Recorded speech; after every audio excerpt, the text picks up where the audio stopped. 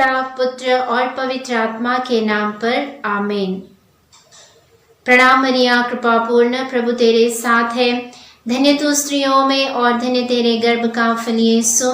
हे संत मरिया, परमेश्वर की माँ, प्रार्थना कर हम पापियों के लिए, अब और हमारे मरने के समय आमीन। मेरे प्यारे बच्चों, आप सबों को मेरा जय यीशु। मैं विश्वास करती हूँ कि आप सब सुरक्षित हो, ठीक हो और बीच बीच में कैटेकिज्म क्लास सुनते हो। जिनके पास पुस्तक है, आप लोग पुस्तक पढ़ते हो।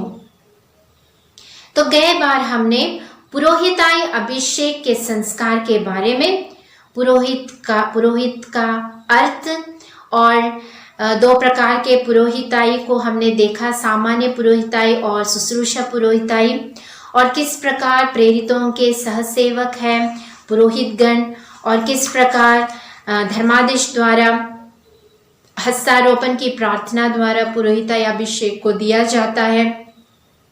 पवित्र आत्मा की कृपा से भरकर किस प्रकार उनके दौत्य और उनके ईश्वर के कार्य को निभाने के लिए पुरोहितों लोगों को अभिषेक किया जाता है, इसके बारे में हमने और उनकी जिम्मेदारियों के बारे में हमने सुना। आज हम उसी पाठ के दूसरे भाग की ओर ध्यान लगाएंगे। हमने गए बार इसके बारे में भी सुना कि पुरोहित लोगों को 3 दौत्य विशेष रूप से दिया गया है। कौन कौन से हैं वे? विश्वासियों को शिक्षा देना, उनकी अगुवाई करना और उन्हें पवित्र करना। विश्वासियों को शिक्षा देना, उनकी अगुवाई करना और उन्हें क्या करना है? पवित्र करना। इन तीनों कार्य द्वारा पुरोहिताई का दौत्य परमेश्वर ईश्वर उन्हें सौंपते हैं। तो पुरोहित एक शिक्षक है, यानी पुरोहित इसराइलों से ईश्वर के नाम पर बोलने वाले एवं उनकी गलतियों को सुधार कर उन्हें ईश्वर की ओर ले आने के लिए ईश्वर द्वारा नियुक्त किए व्यक्ति थे नबी। पुराने ग्रंथ में इसराइलियों से यानी इस्राएल जनता से ईश्वर ने किन लोगों को चुना था? क्यों? उन्हें ईश्वर की ओर ले जाने, गलतियों से उन्हें सुधारने और उन्हें ईश्वर के आज्ञाओं के अनुसार चलने के लिए बताने परमेश्वर ने नबियों को चुना था। और इस नबियों का कार्य है, ड्यूटी है उन्हें शिक्षा देना। तो शिक्षा देना नबियों का ड्यूटी दिया गया था। और ईश्वर द्वारा भेजे गए सबसे बड़े नबी कौन है? ईश्वर द्वारा भेजे गए सबसे बड़े नबी कौन है? स्वयं ईसा मसीह है। तो संसार में आए सबसे बड़े गुरु ईसा मसीह ही है। तो अपना सारा सार्वजनिक जीवन ईसा ने शिक्षा देने में बिताया। टीचिंग्स कहाँ कहाँ उन्होंने अपने शिक्षा या प्रबोधन की वेदियां कहाँ था? मंदिर में, सभागृह में, पर्वत में, घाटियों में, खेत में, समुद्र के तट पर। बाइबल में बहुत सुसमाचार में हम सुनते हैं ईसा मसीह मंदिर में जाकर सुसमाचार सुनाए, सभागृह में, पर्वत में, घाटियों में। इस प्रकार ईसा अपने शिक्षा देते हुए टीचिंग्स को जारी रखा। परमेश्वर के टीचिंग्स को ईसा मसीह ने जारी रखा। तो पुरोहित जो ईसा की पुरोहिताई में भागीदार है, वह भी शिक्षा देने के लिए बुलाए गए हैं। हम किसके बारे में सुन रहे हैं? पुरोहिताई संस्कार के बारे में हम सुन रहे हैं। यानी पुरोहित एक व्यक्ति जो ईश्वर के नाम पर अभिषिक्त किया गया है।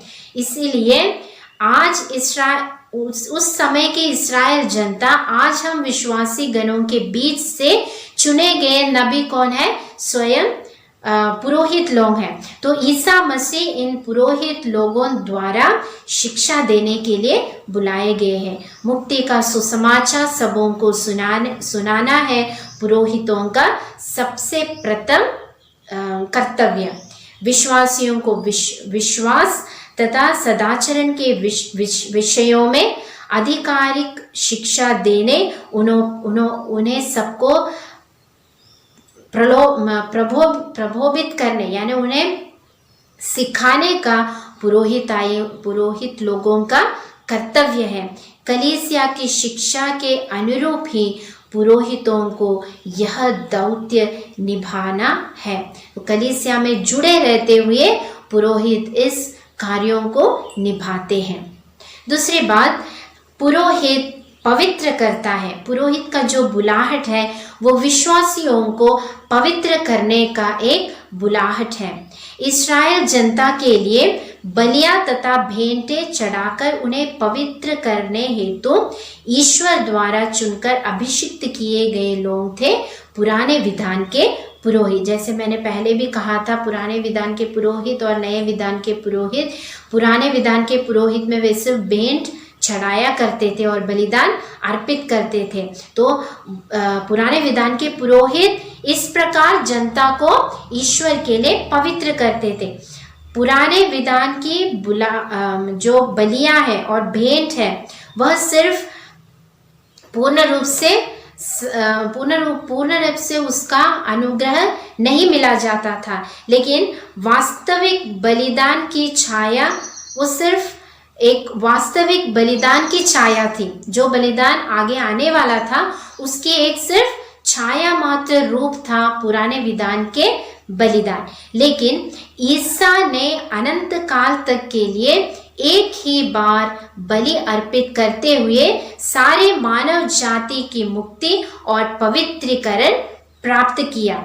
पुरोहित जो ईसा की पुरोहिताई में भागीदार है वह विश्वासियों को पवित्र करने के लिए बुलाए गए हैं। तो पुराने विधान और नए विधान के पुरोहिताई कार्य का डिफरेंस हमें पता है, और यह डिफरेंस नए विधान में आने के बाद ईसा मसीह ने जो कार्य को पूरा किया वह कार्य आज पुरोहित पवित्र बलिदान चढ़ाते हुए ईसा मसीह के मृत्यु द्वारा विश्वासी लोगों को पवित्र बनाते हैं।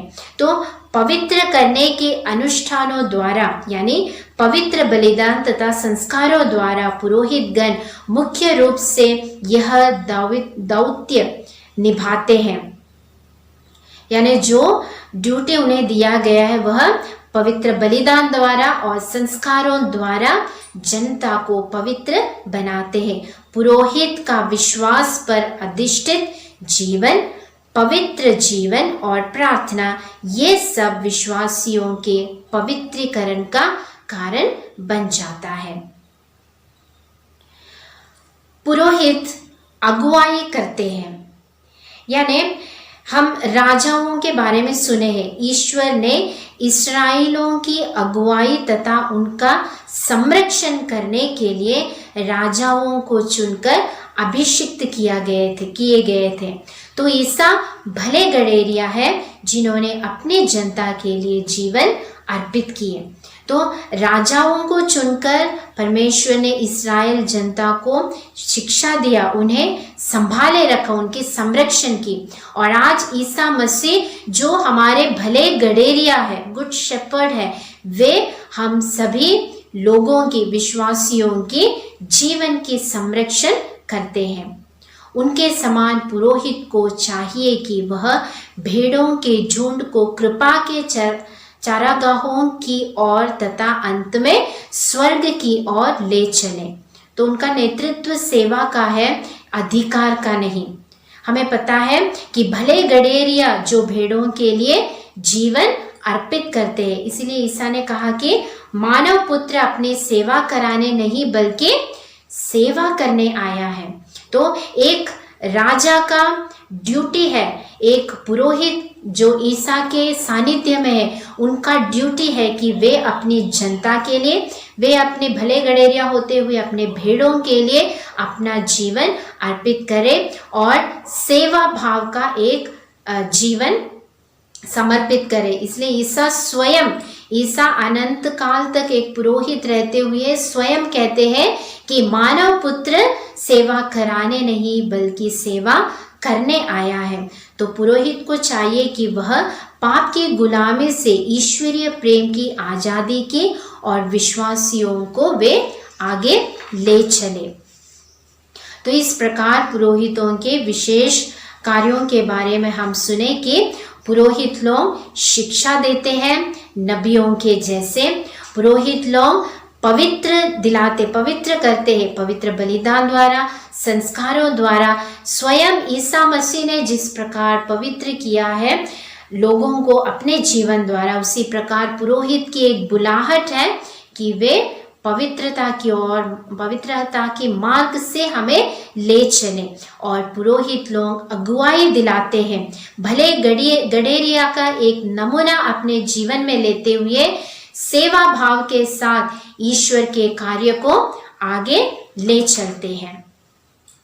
और आखिर प्यारे बच्चों, आप लोगों के लिए एक बहुत ही बड़ा आह्वान है इस पॉइंट पर, वह है पुरोहिताई की बुलाहट। विशेष रूप से लड़के लोगों के लिए यह बुलाहट, हमारे कैथोलिक कलीसिया में पुरोहिताई बुलाहट क्या है, इसका महत्व भी हम सब जानना चाहिए। ऐसे हम पुरोहित नहीं बनते, लेकिन इस पुरोहिताई कार्य के लिए अगर हमें आगे चलना है तो किन कुछ बातों को हमारे जीवन में हम ख्याल रखना पड़ता है।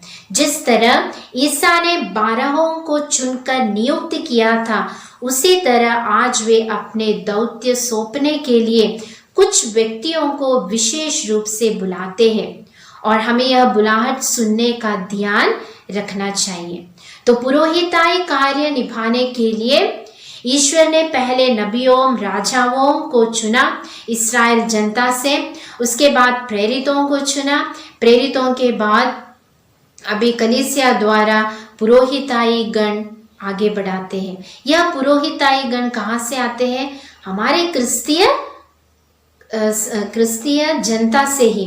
तो हम सब जो हमारे, अभी आप लोग 9वीं कक्षा में हैं, अगले साल 10वीं में जाओगे, उसके बाद आप लोग अपने जीवन के एक एक स्थान चुनने के लिए तैयार कर रहे हो। तो यह एक बहुत ही मूल्यवान बुलाहट है पुरोहिताई जीवन। और इस पुरोहिताई जीवन किस प्रकार चुना गया है? स्वयं ईसा मसीह हमें चुनते हैं, लेकिन इस बुलाव को, इस चुनाव को सुनने हम ईश्वर की ओर ध्यान रखना चाहिए। तो पुरोहिताई अभिषेक का संस्कार जो हमें ईसा की पुरोहिताई के भागीदार बनाते हैं, वह अति श्रेष्ठ है। पुरोहिताई अभिषेक की विधि, उस टाइम पे एक गीत को गाया जाता है, उसके कुछ लाइंस इस प्रकार है। हे पुरोहित, कितना ऊंचा है वह विशिष्ट स्थान जिसे तूने आज ग्रहण किया है। जब पुरोहिताई अभिषेक को धर्माधीश उस ऑल्टर से उन्हें अभिषेक करते हैं, तब पूरी जनता इस प्रकार गाते हैं कि हे पुरोहित, कितनी ऊंची है, कितना ऊंचा है यह विशिष्ट स्थान जिसने तूने आज ग्रहण किया है। तो यदि ईश्वर हमें इस विशिष्ट पुरोहिताई स्थान की ओर बुलाते हैं, तो हमें उससे उस मार्ग पर चलना है।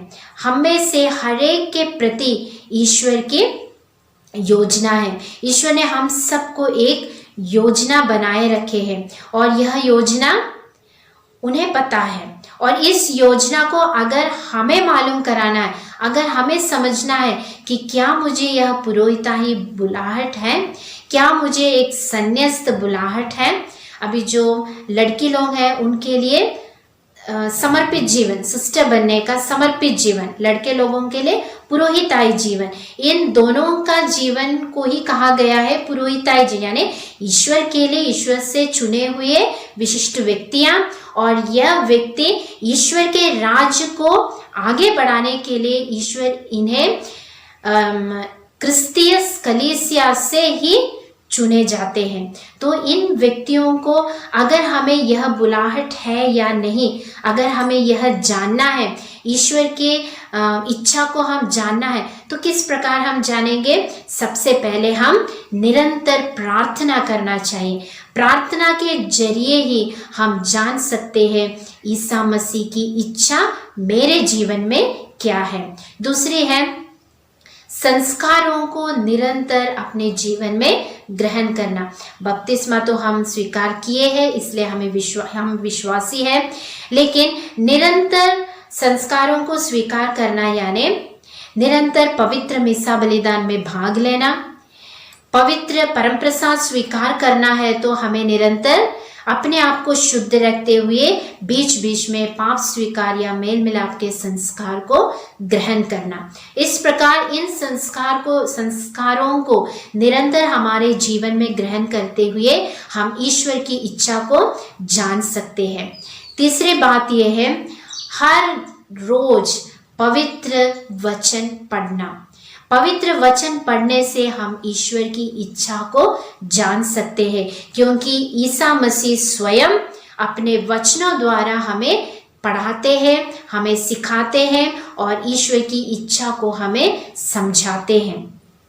और साथ ही साथ हम आदर भाव से हमारे जीवन को जारी रखना, पवित्र भाव से, निर्मल भाव से, निष्कलंक भाव से हम हर कदम पर आगे बढ़ना चाहिए। तभी हम ईश्वर की इच्छा को डिसर्न कर सकते हैं, जान सकते हैं, और हमारी बुलाहट कहाँ है यह ईश्वर से पहचान करते हुए, निरंतर प्रार्थना करते हुए हम हमारी बुलाहट को चुन सकते हैं। इस प्रकार हम इस पुरोहिताई जो सर्वश्रेष्ठ ईश्वर की बुलाहट है, संन्यास्त लाइफ हो या पुरोहिताई, सिस्टर बनना हो या पुरोहित बनना हो, यह पूरा पुरोहिताई जीवन में ही छिपा हुआ है। तो ईश्वर की बुलाहट को जानने के लिए हम निरंतर प्रार्थना करनी चाहिए। और जैसे मैंने कहा, हम सब जो बपतिस्मा ग्रहण किए हैं, हम सब इस पुरोहिताई कार्य को निभाने, पुरोहिताई कार्य में भागीदार बनकर आगे बढ़ने की एक बहुत बड़ी बुलाहट हम सबको ईश्वर ने दिया है। तो हम सब इस कृपा के लिए प्रार्थना करेंगे।